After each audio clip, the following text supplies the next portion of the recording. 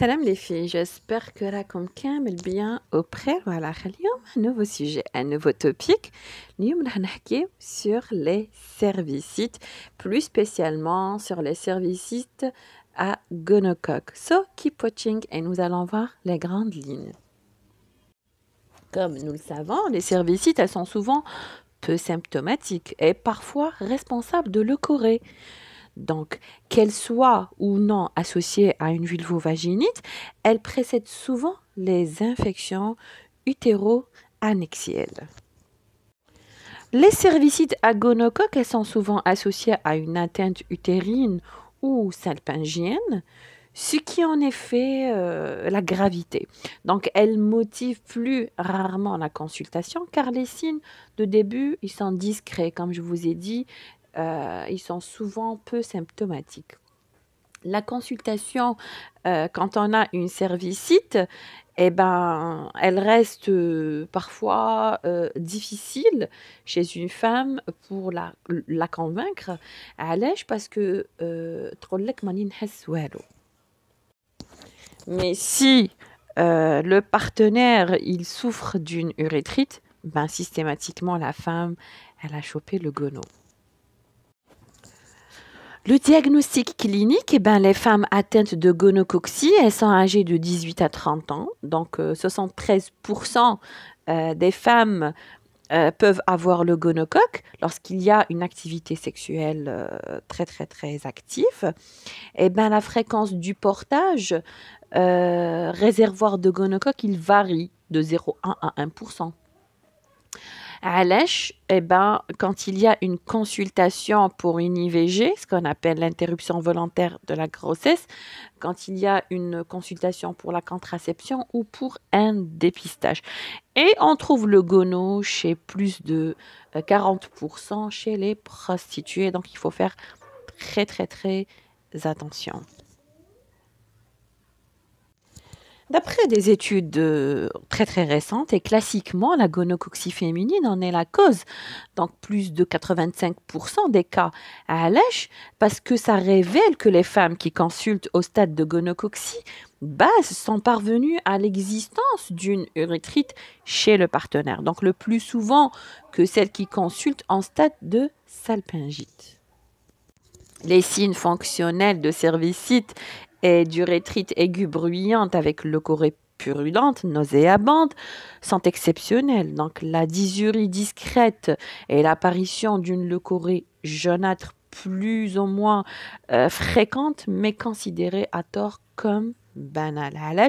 Parce que la leucorrhée à gonocoque, elle a l'aspect très crémeux et de couleur vraiment jaunâtre. Eh bien, la patiente, elle va précéder à un examen au spéculum qui, dans notre population normale, est de 50% des cas, pour ne pas vous dire 70%. Sinon, ben, le signe le plus constant est l'écoulement purulent par l'onde de colle. Donc, nous devons systématiquement utiliser un spéculum. À l'âge, c'est pour pouvoir vraiment voir l'onde de colle et pouvoir aussi y faire le prélèvement. Alors qu'un écoulement urétral n'est observé que chez 5% des cas. Aussi, nous allons remarquer une bartholinite qui peut s'observer. On peut aussi constater que des gonocoxies sont accompagnées par une inflammation vulvovaginale associée au trichomonas, associée aussi à des bactéries pathogènes opportunistes. On peut aussi trouver des candilomes qui sont associés, mais ça reste toujours exceptionnel.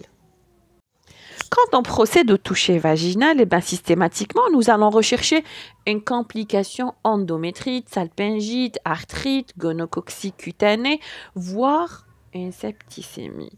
Allège parce que la majorité des femmes qui consultent à ce stade tardif de gonocoxie basse, nous allons trouver chez elles un pelvis douloureux. Et dans ce cas-là, la cœlioscopie permet alors de lever le doute sur une salpingite. Quant à l'examen général, eh ben, nous allons rechercher systématiquement une angine. Donc, pour le diagnostic bactériologique, eh ben, systématiquement, il est obligatoire. Donc, nous devons vraiment trouver que le prélèvement, t'as les leucorrhées purulentes, jaunâtres et crémeuses, que le gonocoque existe. Mais systématiquement, les prélèvements effectués au laboratoire ou chez la gynécologue elle-même, avec ensemencement immédiat en utilisation de milieux de transport. Allège parce que nous allons vraiment faire très très vite afin que le gonocoque ne va pas disparaître. Donc les prélèvements multiples qui doivent se faire, ils doivent se faire sur l'endocole, le méa urétral, la glande de Skene ou de Bartholin, l'anus, la gorge et l'exocole et parfois même le cul-de-sac de Douglas. Donc il n'est pas, comment vous dire, on ne peut pas se contenter de faire un prélèvement de l'exocole et de dire « Ah tiens, elle a le gono ». Il faut vraiment aller plus loin et procéder à un prélèvement vers l'intérieur de l'endocole où le prélèvement, il faut qu'il soit fait b'tba'ouchen. Et aussi, il faut faire un prélèvement flanus, il faut faire un prélèvement de la gorge, etc. Ou nous allons voir aussi et confirmer les endroits où le gonocoque s'est installé. Alors, la coloration de grammes, bien sûr, elle va nous confirmer et retrouver les gonocoques regroupés en amas. Mais les cultures sur milieux spécifiques et sélectifs sont indispensables. Donc, même le gramme va nous dire que c'est un gono. Nous devons systématiquement faire une culture de 24 heures, voire 48 heures, afin de confirmer que c'est le gono.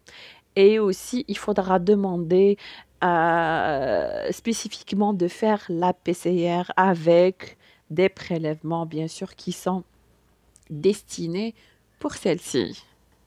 Donc voilà, Valou, c'était la vidéo d'aujourd'hui. Je vous dis d'ici là, prenez soin de vous. N'hésitez pas à me laisser vos questions, vos suggestions. On se retrouve à très bientôt. Bi'idnillah.